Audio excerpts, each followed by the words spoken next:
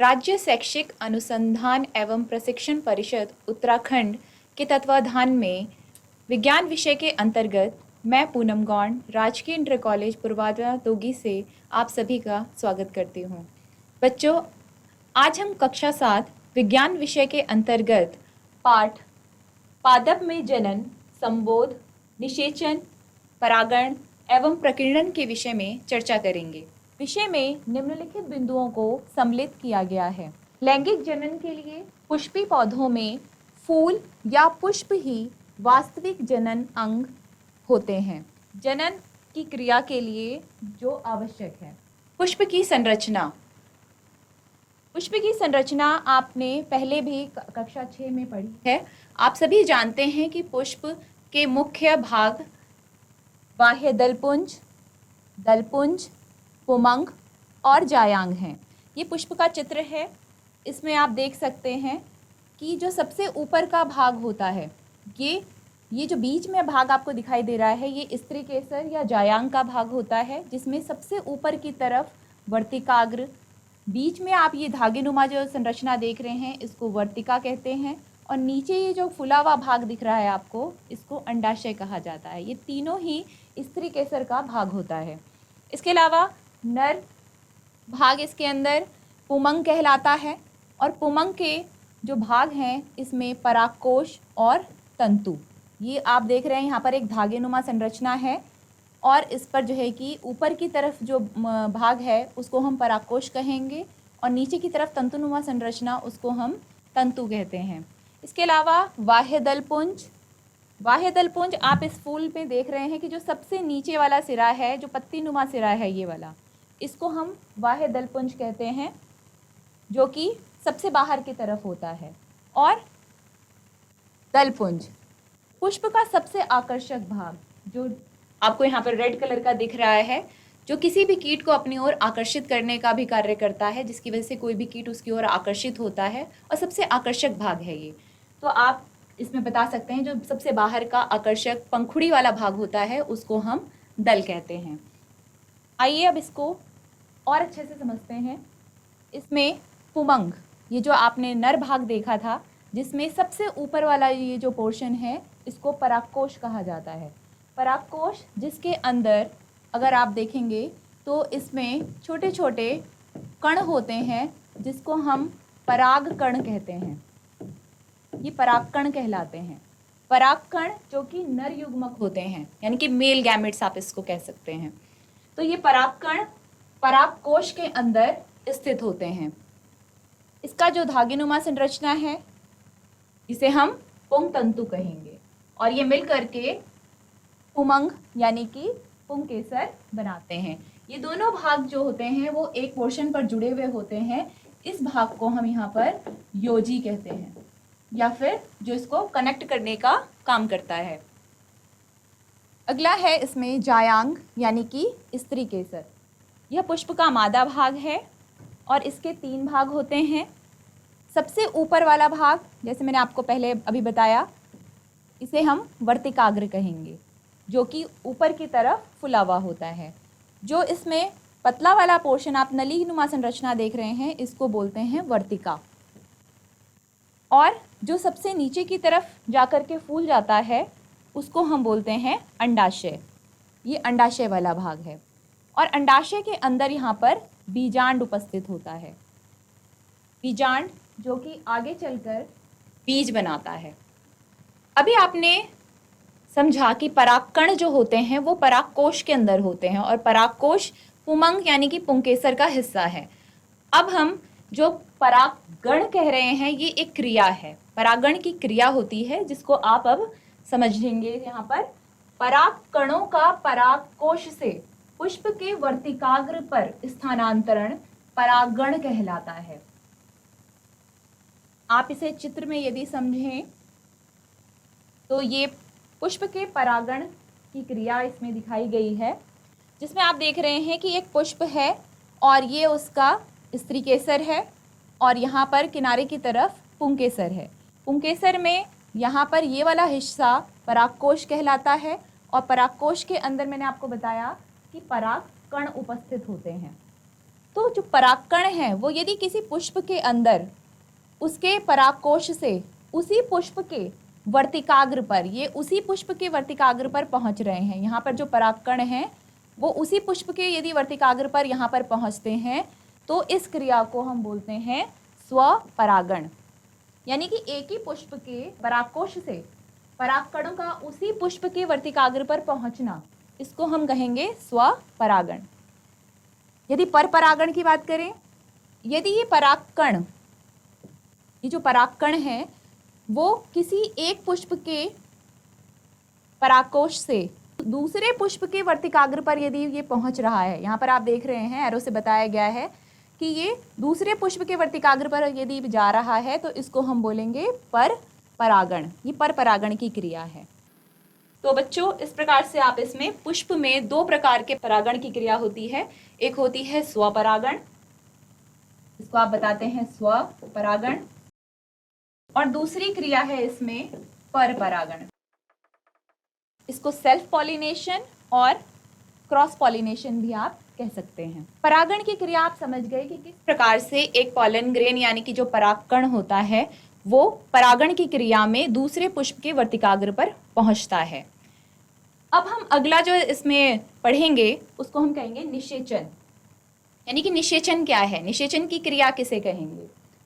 नर तथा मादा युग्मकों के युग्मन द्वारा बनी कोशिका युग्मनज कहलाती है। नर तथा मादा युग्मक यानी कि जो मेल गैमेट और फीमेल गैमेट की बात की जा रही है। नर युग्मक जो आपने पढ़ा पॉलन ग्रेन है, यानी कि जो परागकोश के अंदर परागकण है उसको हम कहेंगे नर युग्मक, और मादा युग्मक जो स्त्री केसर में अंडाशय के अंदर उपस्थित होंगे उसको हम कहेंगे मादा युग्मक। तो नर युग्मक और मादा युग्मकों के युग्मन यानी इन दोनों के मिलने से बनी कोशिका युग्मनज यानी कि जाइगोट कहलाएगी। आप यहाँ पे बता सकते हैं कि नर युग्मक और मादा युग्मक इन दोनों के मिलने से यहाँ पर युग्मनज बन रहा है, जिसे हम जाइगोट कहते हैं। ये मेल गैमेट है और ये फीमेल गैमेट है, तो दोनों के मिलने से यहाँ पर युग्मनज यानी कि जाइगोट बनता है, और इस क्रिया को हम क्या कहते हैं?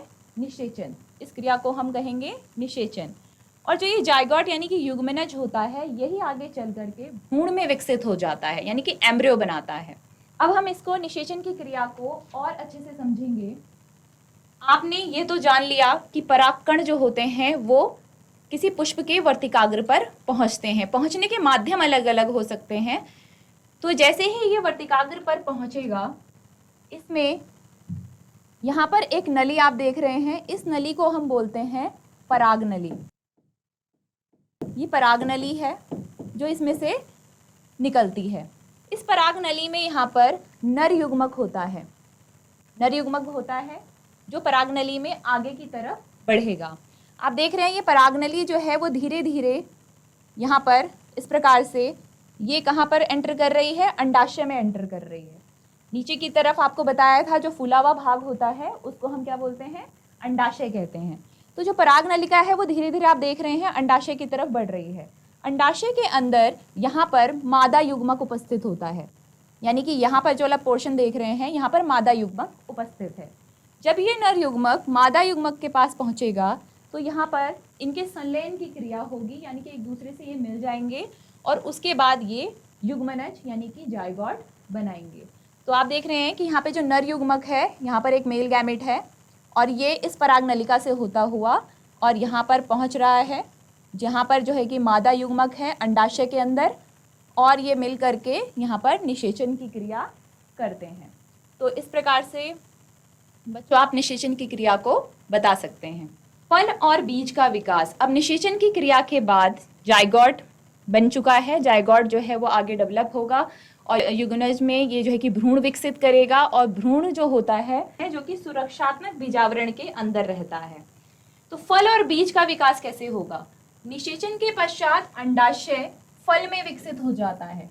जब निषेचन हो जाता है उसके बाद जो अंडाशय जो आपने बाहरी फूला हुआ भाग देखा था वही आगे चल करके फल में विकसित हो जाता है, और अंडाशय के अंदर आपने बीजांड भी पढ़ा, आपने ये स्ट्रक्चर देखा था, इसमें ये नीचे वाला पोर्शन अंडाशय और इसके अंदर आपने यहाँ पर बीजांड। तो बच्चों यहाँ पर जो अंडाशय है ये आगे चलकर फल बनाएगा और जो बीजांड है, बीजांड बीज में परिवर्तित हो जाता है। तो इस प्रकार से फल और बीज का विकास होता है। बीज का प्रकीर्णन किस प्रकार से होगा, कौन कौन से माध्यम होते हैं? आपने बच्चों जो है कि अपने आसपास बहुत सारे ऐसे पौधे देखे होंगे जिन्हें आपने खुद नहीं लगाया है, वो अपने आप उग जाते हैं।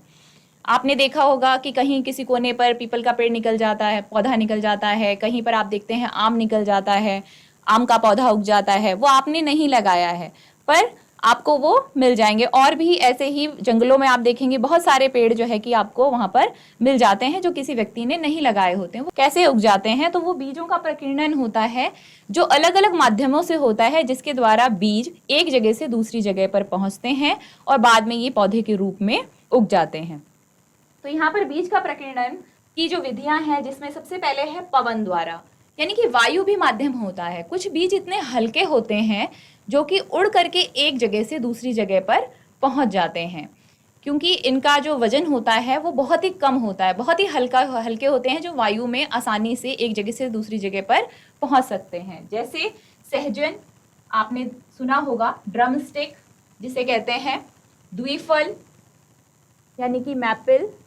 जैसे पादप में पंख युक्त बीज होते हैं, यानी कि इसमें पंख जैसा स्ट्रक्चर होता है बीज का, जिसकी वजह से ये उड़ने में इनको हेल्प मिलती है, यानी कि सहायता मिलती है। घासों के हल्के बीज होते हैं। इसके अलावा आक देखा होगा, इसके रोम युक्त बीज होते हैं। तो आप जो है कि पवन द्वारा बीजों का एग्जाम्पल इसमें बता सकते हैं। इसी प्रकार जो प्रकीर्णन होता है वो जल के द्वारा भी होता है। जल वाले जो बीज होते हैं इनके आवरण स्पंजी होते हैं और जो है कि ये आसानी से प्लवन कर सकते हैं। प्लवन का मतलब है बच्चों तैर सकते हैं, यानी कि ये आसानी से पानी में तैर सकते हैं, जैसे कि नारियल। इसके अलावा जंतुओं के द्वारा भी इसमें प्रकीर्णन होता है।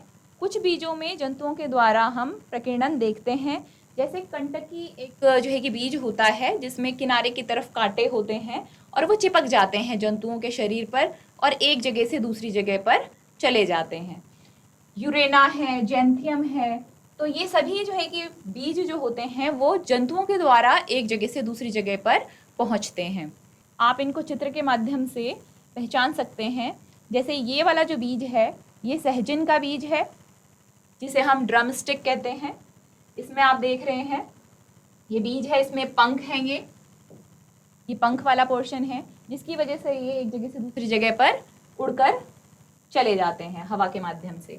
इसी प्रकार से ये द्विफल यानी कि मैपल है, इसमें भी ये पंख वाला स्ट्रक्चर है, ये आप देख रहे हैं। इसके अलावा सूरजमुखी में रोम युक्त फल होते हैं, मदार में भी रोम युक्त होते हैं, यानी कि इसमें रोम होंगे। यहाँ पर आप देख रहे हैं स्ट्रक्चर इसका, तो ये इसको आसानी से एक जगह से दूसरे जाने में हेल्प करते हैं, ये जो है कि हवा के माध्यम से जा सकते हैं। जेंथियम है, यहाँ पर आप देख रहे हैं जो जंतुओं से चिपक जाते हैं, इसमें ये कांटेनुमा स्ट्रक्चर होता है, इस पर इस प्रकार से ये कांटे लगे हुए होते हैं, जिसकी वजह से ये चिपक जाता है और एक जगह से दूसरी जगह ये पहुँच जाता है। तो इस प्रकार से बच्चों हम यहाँ पर बीजों का प्रकीर्णन समझ सकते हैं। आज हमने बहुत सारे विषयों पर चर्चा करी, जिसमें हमारा निषेचन है, प्रकीर्णन है, जनन है। तो अब देखते हैं मूल्यांकन में आप कितना जान पाए हैं। पहला प्रश्न है, पौधे का कौन सा भाग जनन अंग कहलाता है? कौन सा भाग है पौधे का जिसे आप जनन अंग कहेंगे? पुष्प, पत्ती, तना, जड़। तो आपने पढ़ा जो पुष्प होता है वो किसी पौधे का जनन भाग होता है, क्योंकि उसके अंदर जनन अंग मौजूद होते हैं। तो यहाँ पर सही आंसर हो जाएगा पुष्प। इसी प्रकार से दूसरा प्रश्न है, किसमें पौधे का नर युग्मक स्थित होता है? कौन सा भाग है पौधे का जिसमें नर युग्मक उपस्थित होता है? परागकोश में, अंडाशय में, वर्तिकाग्र में, वर्तिका में। तो आप सभी जानते हैं कि अंडाशय, वर्तिकाग्र, वर्तिका ये तीनों ही स्त्री केसर के भाग हैं और हम यहाँ पर पूछ रहे हैं नर युग्मक। तो नर युग्मक जो होगा वो परागकोश के अंदर उपस्थित होगा, क्योंकि परागकोश जो है वो हमारे पुंकेसर, ये पुंकेसर का एक हिस्सा होता है, पुंकेसर का भाग है, आपने अभी पढ़ा। इसके अलावा तीसरा प्रश्न है, परागकणों का परागकोश से पुष्प के वर्तिकाग्र पर स्थानांतरण क्या कहलाता है? तो अभी जो है कि आपने देखा कि परागकण जब किसी परागकोश से वर्तिकाग्र पर पहुंचते हैं तो इस क्रिया को हम स्वपरागण कहते हैं, परपरागण कहते हैं, परागण कहते हैं, या इनमें से कोई नहीं। तो हम क्रिया की बात कर रहे हैं कि इस क्रिया को क्या कहते हैं, तो इसको हम परागण की क्रिया कहते हैं। चौथा प्रश्न है, नर तथा मादा युग्मकों के युग्मन का प्रक्रम क्या कहलाता है? जब नर और युग्मक और मादा युग्मक मिलते हैं तो उनका जो है कि प्रक्रम क्या कहलाएगा? इसे हम कहेंगे निषेचन। परागण आप सभी जानते हैं कि परागण में प्रोसेस में पॉलन ग्रेन यानी कि नर युग्मक परागकोश से किसी वर्तिकाग्र पर पहुंचता है, तो ये प्रोसेस नहीं है। जनन नहीं कहेंगे हम इसको, बीज का निर्माण भी नहीं कहेंगे, तो सही आंसर होगा इसमें निषेचन। तो बच्चों, आज आपने जो है कि पौधों में लैंगिक जनन के बारे में, निषेचन के बारे में, प्रकीर्णन के बारे में जाना। आशा करती हूँ आपको समझ में आया होगा। धन्यवाद।